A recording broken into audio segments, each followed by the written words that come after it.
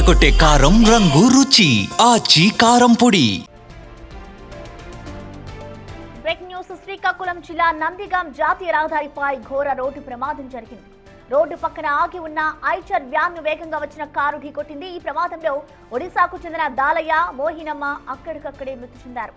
మరో 5గురికి తీవ్ర గాయాలయ్యాయి.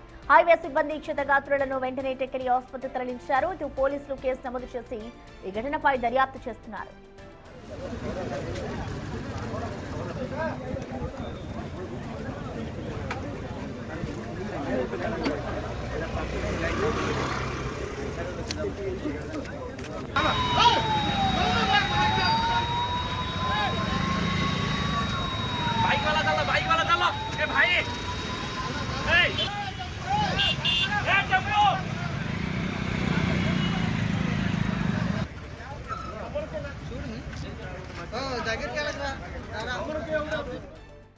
రోడ్డు ప్రమాదానికి సంబంధించిన మోర్ డీటెయిల్స్ ని మా ప్రతినిధి షణ్ముఖ్ అందిస్తారు. షణ్ముఖ్, చెప్పండి, అసలు ప్రమాదానికి సంబంధించి అసలు కారణాలేంటి, అలాగే దీంట్లో గాయపడిన వారి పరిస్థితి ఎలా ఉంది? షణ్ముఖ్, ప్రసన్న, ఒరిస్సా నుంచి వస్తున్నటువంటి ఒక కారు అనేది ఐచర్ వ్యాన్ ని ఢీకొట్టడం కారణంగా టెక్కల్ దగ్గర ఉన్నటువంటి నందిగాం హైవే పైన ఐచర్ వ్యాన్ ఢీకొట్టిన కారణంగా ఈ ప్రమాదం జరిగింది.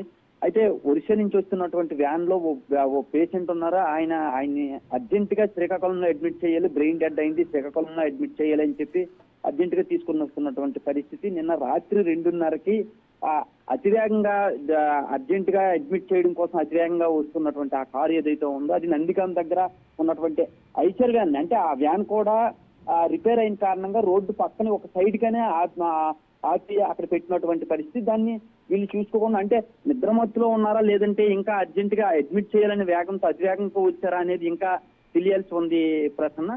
దీని కారణంగా వచ్చి దాన్ని ఢీకొట్టడం కారణంగా అందులో ఉండే పేషెంట్ తో పాటు ఇంకో వ్యక్తి కూడా చనిపోయారు.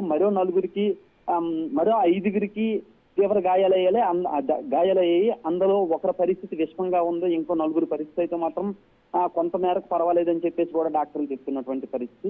దీనిపైన పోలీసులు కూడా కేసు నమోదు చేసి విచారణ చేస్తున్నటువంటి పరిస్థితి ఉంది Prasanna. Right, thank you Shanmukh.